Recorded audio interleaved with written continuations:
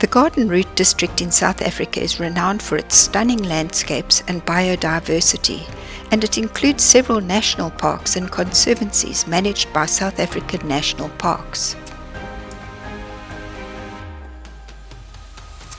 Today we're heading to the eastern part of the Garden Route to visit the Tsitsikamma National Park, which is famous for its dramatic coastal scenery, indigenous forests, and rich marine life.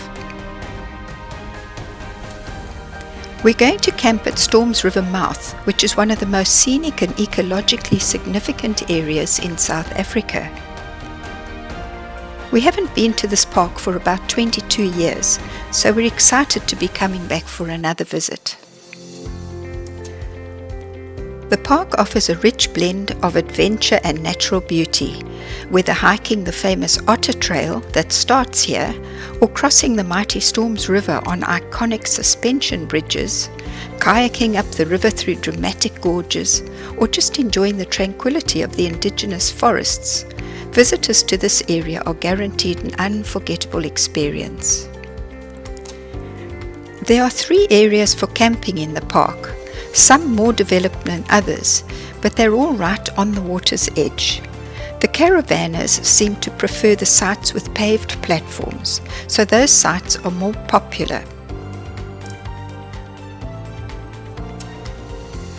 It's winter in South Africa at the moment, and the seagulls have decided that the swimming pools are presently for their exclusive use, and they've gathered here to enjoy their spa.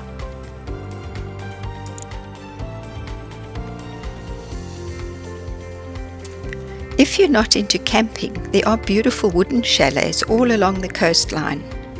We chose the more remote camping area and found a lovely spot overlooking a rock pool, where we set up camp before heading off to explore the Storms River mouth.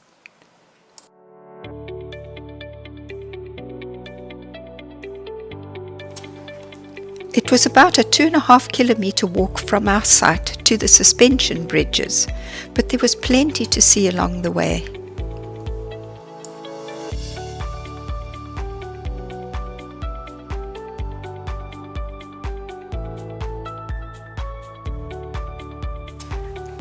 The park's shop stocks a variety of souvenirs as well as essential grocery provisions and wood.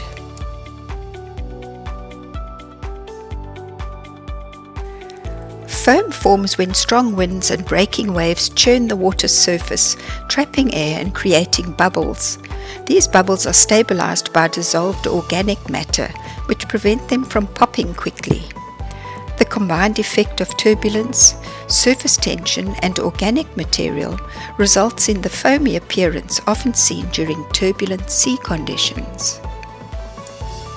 Making our way to the suspension bridges, we passed the building site of a new restaurant that will replace the old one destroyed in a fire a few years ago. It should be completed by the end of 2024.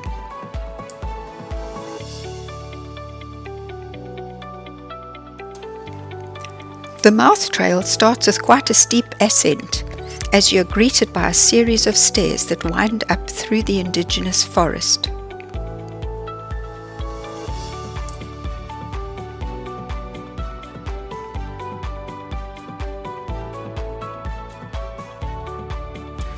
As you ascend higher, past caves and waterfalls, the forest canopy opens up, revealing breathtaking views of the ocean.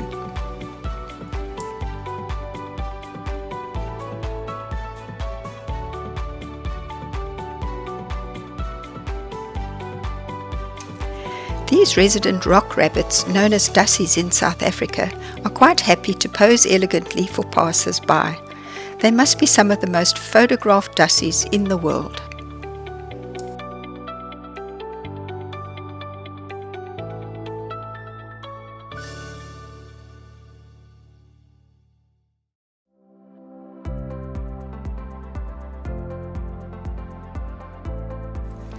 One then descends more stairs down to the suspension bridges that span the river. We were amused to see a troop of baboons crossing the main suspension bridge. I guess animals have right of way in this park.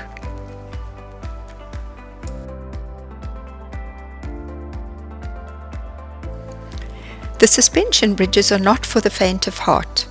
The bridges bounce when more than one person is walking across, and with water rushing underneath and waves crashing, it can be daunting for anyone who has a fear of heights.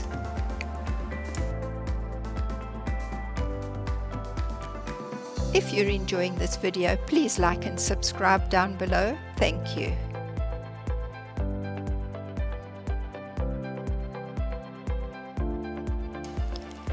We stopped for the obligatory photographs before spending some time watching a group of kayakers heading off down the river to enjoy the dramatic Storms River Gorge.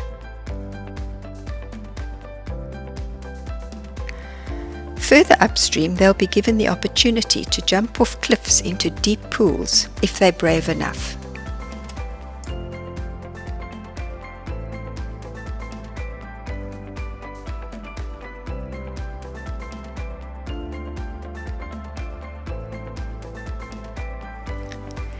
There's a steep climb up from the bridges, but once at the top, one is given another chance to look down on the river mouth to see it from yet another perspective.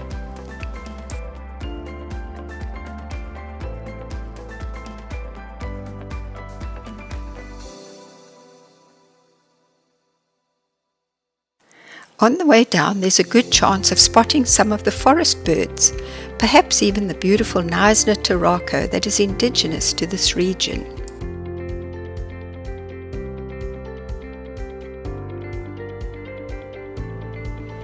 Back at camp, it was time to enclose the awning area.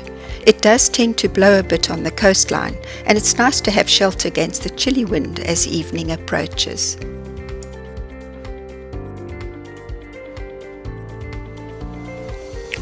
It wouldn't be camping in South Africa if we didn't have a braai or a barbecue. And as the sea calmed down, we enjoyed a perfect evening and a beautiful sunset.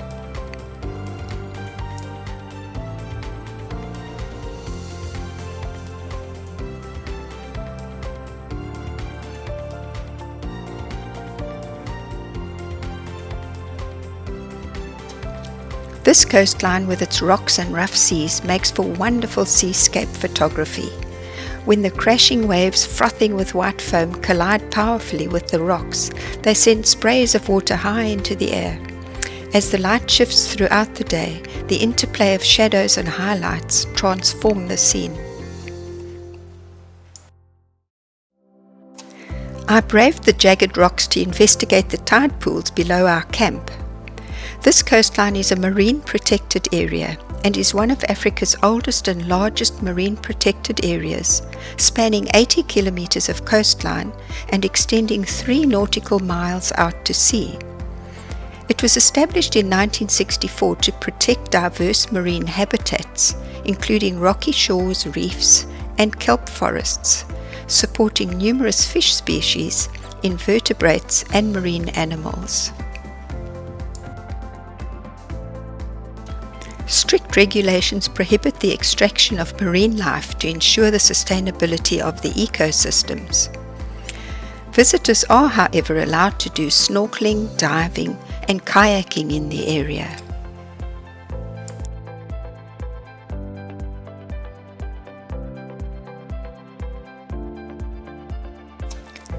Sadly, our time in this lovely park was up, and it was time to say farewell to the wildlife and our campsite. But we'll be back, that's for sure.